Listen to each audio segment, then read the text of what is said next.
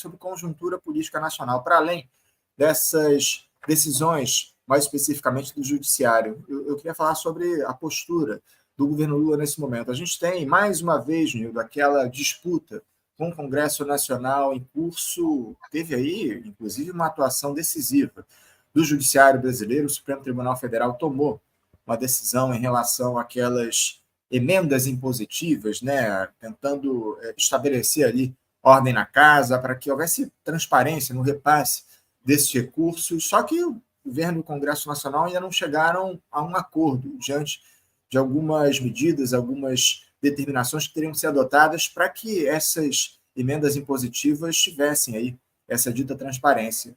O presidente Lula se coloca aí mais uma vez refém da turma do andar de cima. É o que a gente tem visto ao longo desses pouco mais de 1 ano e 8 meses de mandato, né, Unido? Mas justamente aí que eu queria começar, pedindo uma avaliação tua a respeito, não só, evidentemente, dessa questão envolvendo o Supremo Tribunal Federal e as emendas impositivas, mas também a postura do governo federal diante de um cenário difícil como esse que está colocado, onde o Congresso Nacional se apropria do orçamento público no país. Anderson, eu faria uma correção na tua observação. O Lula não é refém, o Lula é cúmplice. Essa é a questão mais importante para todos nós na situação atual. O discurso da esquerda liberal, encabeçada pelo petismo, na forma de um governo petucano, ela supõe que a República burguesa está sob séria ameaça e que o petismo é o espírito republicano crítico, capaz de, com gestos simbólicos, com ações comedidas, restaurar uma legalidade e uma paz que nós nunca tivemos. As emendas impositivas é apenas a manifestação cínica e corrupta das relações entre o governo, o atual governo, e o covil de ladrões, que é o Congresso Nacional. Então, eu diria que o Lula é tudo, menos refém. Agora, vamos aceitar a tese de que ele é refém. Alguém que se coloca nessa condição de refém é um dado que eu diria, na psicanálise, diríamos patológico. Mas na política, que não pode ser explicada pela psicanálise, pelo divã, nem com Lacan, nem com Freud, nem com ninguém, ela revela, exibe a impotência da esquerda liberal, imbuída de um espírito republicano capaz de enfrentar a ofensiva burguesa. Lá em 2017, nós soltamos o Manifesto em Defesa da Revolução Brasileira. E lá vaticinávamos, de maneira muito clara, que a República Burguesa estava apodrecida nos seus cimentos, como eu tenho repetido aqui no Faixa ad nauseam, durante os últimos anos. E o que nós estamos vendo nesse período é não só a confirmação cabal desse diagnóstico da Revolução Brasileira, mas, sobretudo, como a direita e a coesão burguesa que dirige o Estado decretou uma ofensiva contra o povo, contra os trabalhadores. E como essa esquerda cativa dessa ordem liberal é incapaz de oferecer uma alternativa ao regime, de tal maneira que, como nós afirmávamos lá no manifesto, é possível que as classes dominantes se interessassem pela renovação democrática da República Burguesa? Não, não é possível. Afirmávamos categoricamente que a podridão do regime se aprofundaria a olhos vistos. De lá para cá, mais do que observar esse movimento nas cúpulas, nos partidos, nas direções sindicais, numa parte dos acadêmicos, naqueles mais antenados, isso se escrachou para o povo. O primeiro sinal foi 2013. O segundo, muito mais contundente, foi 2018.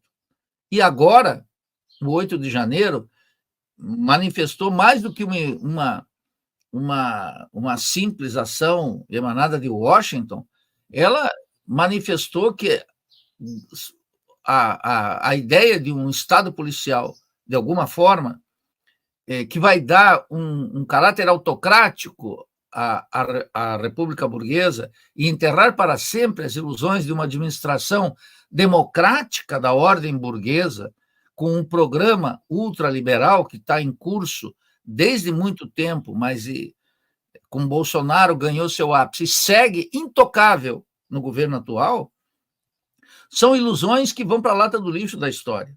A burguesia e todas as frações de classe que compõem essa coesão burguesa, que finalmente é quem dirige o Estado e, por extensão, o governo brasileiro, que é um governo não só cativo, mas sem nenhuma iniciativa capaz de reverter, não tem o menor interesse em reverter essa escalada que é a ofensiva da classe dominante contra os direitos elementares dos trabalhadores, que confina para sempre milhões, mais de 110 milhões de brasileiros que compõem a população economicamente ativa no vale de lágrimas da superexploração da força de trabalho, perdendo direitos e anunciando aí novas reformas da Previdência, etc., e degradando no interior dessa república burguesa, apodrecida nos seus cimentos, como eu repito aqui, Anderson, ela é incapaz de uma autorrenovação.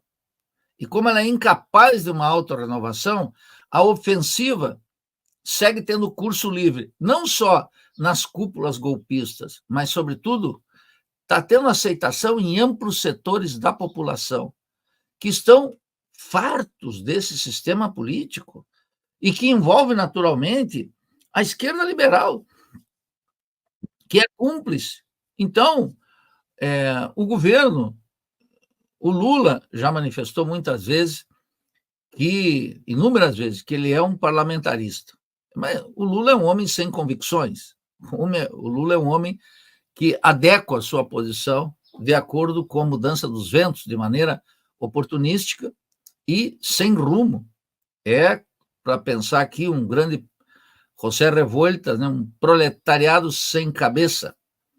Lá, em circunstâncias muito concretas, que esse extraordinário escritor deu essa grande sacada.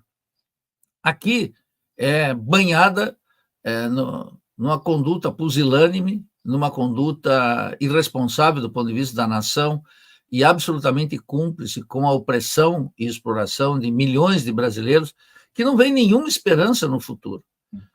E o Lula aceita isso que alguns chamam de semipresidencialismo, ou parlamentarismo, ou presidencialismo de coalizão, todas essas metáforas ou expressões que pretendem uma certa sisudez conceitual, mas são típicos de uma sociologia de boteco incapaz de entender o drama na qual todos nós estamos implicados e que nós vamos por um abatedouro. O Nildo, era justamente por aí que eu queria tratar agora, porque muita gente fala que o Lula ele se rende a essa lógica por conta da necessidade de se manter uma tal governabilidade, né? Pelo menos esse é o discurso que a gente escuta aí, inclusive por parte de setores da esquerda. A única alternativa para o Lula em um cenário como esse que a gente tem, de desmobilização do campo da esquerda, de despolitização no nosso país, a única alternativa para ele conseguir manter essa dita governabilidade é cedendo espaços para a direita no governo? Não, a hipótese, você traz à consideração algo importante. Essa hipótese ela é falsa da primeira até a última vírgula, da primeira palavra até o ponto final. Primeiro, o Lula se rende? Não. O Lula não se rende, o Lula é isso mesmo. Ele não se rende em nada. A história do Lula é essa história permanente de servilismo ao Vaticano, ao Partido Democrata e à classe dominante. Sob circunstâncias, ele ia modulando esse servilismo. Mas, é claro, Lula não é parte, em hipótese alguma, de solução. Lula é parte do problema, é um obstáculo a ser superado. Eu afirmo categoricamente isso. E essa esquerda, que é residual lá no PT, que é residual no PSOL, que está por aí em todos os partidos, no PDT, no PCdoB, em todas essas organizações, elas supõem que o Lula se rende de acordo com a correlação de forças. Isso é falso. Basta ver o desempenho dos dois governos dele, quando ele saiu com 82% de popularidade, segundo as pesquisas, ele poderia dar uma virada, mas isso não está no plano. Então, a ideia do Lula render-se é ainda a suposição de que o Lula é um dos nossos, mas o Lula é contra nós. Essa é a novidade. A novidade que chega para nós como se fosse a lá Gilberto Gil, na forma de uma sereia. É terrível. A segunda é que, se alguém estivesse interessado efetivamente, se alguma força política estivesse interessado em afirmar a estabilidade política da República Burguesa em frangalhos, teria que estar tomando ações nessa direção. E teria que ter um projeto de renovação burguês das instituições brasileiras. Tem acaso em curso uma proposta de reforma do STF? Por exemplo, limitação dos mandatos dos juízes? Não. Acaso tem a proposta de fazer um sistema unicameral, extinguir o Senado e fazer algo efetivamente mais próximo de uma república democrática, que era a extinção clara do Senado, acabar com o Senado? Não. Acaso tem medidas do governo destinadas a recuperar uma fonte tão importante de recursos, tão estratégica na economia como a Petrobras, e mais ainda, de maneira mais clara e evidente, a Eletrobras? Não, não há nenhuma medida. Essa semana, o Lula declarou que, se o Galípolo decidir aumentar a taxa de juros, está aumentado, está tudo certo. Ou seja, o Lula não pode romper com a economia política do rentismo, da qual ele é um devoto completo. Acorda de manhã beijando os pés dos banqueiros e dorme beijando os pés dos banqueiros. Então, Anderson e amigos do Faixa, a ideia de governabilidade sem pressão de massa significa acalentar a cada dia mais a força ideológica, política, cultural e material das classes dominantes. O que você chama da a esquerda petista ou a esquerda residual do PSOL, ou de todos os partidos, é uma forma de cumplicidade e uma eloquente demonstração de impotência daqueles que sabem para onde a coisa está indo, mas se iludem com um parlamento, com um parlamentar, com uma eleição de vereador, de prefeito, e manter, dentro do atual sistema político degradante e degradado, uma espécie de resistência molecular, obviamente, e parlamentar à degradação do regime político. Em última instância, eu diria que até aqueles que estão bem intencionados são cúmplices da catástrofe que está correndo entre nós e que pode se manifestar, de acordo com as exigências da classe dominante, a qualquer momento. E todos aqueles que pretendem manter o atual governo para manter uma correlação de forças mais favorável às classes dominantes, na verdade estão acelerando com a manivela, estão colocando corda nas águas que vão finalmente nos atropelar. É uma tragédia. E isso parece, inclusive, que dá uma demonstração que, ademais de ser pusilânime, arrastrada, o que restou dessa esquerda é que ela é incapaz, inclusive, de duas moléculas de lucidez.